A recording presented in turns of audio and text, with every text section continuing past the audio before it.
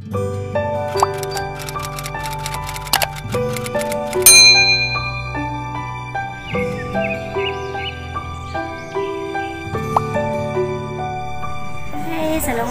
warahmatullahi wabarakatuh. Hai semua. Kali ni di channel YouTube Skinature CX nak kongsikan unboxing. Okey, unboxing ponsel yang saya terima hari ni. Tak tahu apa benda dalam ni. Saya pun tak ingat saya ada channel apa-apa ke, ada apa-apa review ke apa, saya tak ingat. Okey, so kita akan unboxing. Memandangkan dia besar saiznya. So, sebelum kita unboxing, jangan lupa untuk subscribe, like, comment, and share. Dan jangan lupa butang bell. Okay? Jom kita unboxing. Alright. Jom. Nampak ni besar. Saya besar. Nampak tu, kat sini tulis ASEAN Parenting. Saya semua tahu benda ni. Tak ingat langsung. Jom kita buka. Hati-hati.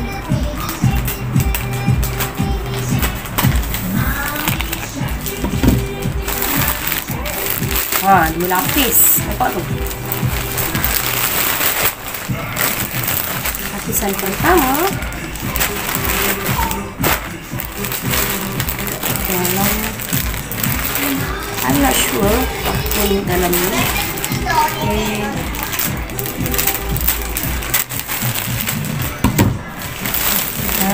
Oh, I see. Ya, tahu dah apa dia. Tak memang tahu dah buka kan. Apa dah? Saya tak tepi dulu. Rasa dia nampak dah. Ni dia Drypers. Skinature by Drypers. Okay, Terima technology. Gentle even on sensitive skin. Ini dia. Okay, ini salah satu produk review yang dah deal sebelum ni, tapi saya pun lupa sebenarnya. Okay. Ini yang dinanti-nantikan. Okey. Ini untuk newborn baby. CX pilih size S. So, kita nak tahu macam mana dia punya kelebihan, kebaikan dan juga okey ke tidak untuk baby kita. Sebab dia kata kat sini free from allergens, 100%. Kat sini ada 100% more air space, speedy absorption and premium softness. Okay, ini size S untuk 4 kilo hingga 8 kilo, 58 pieces. Alright, newborn CX ni mungkin dah 5 kilo ke atas. Dah lama tak pergi nak timbang sebab musim PKP.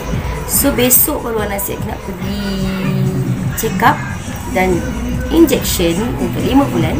So nanti kita try sekali, tengok hasilnya. Okay, sebelum korang tutup video ni, jangan lupa subscribe with bell ting tong dan like, comment dan share jika suka. Okay, bye. Assalamualaikum.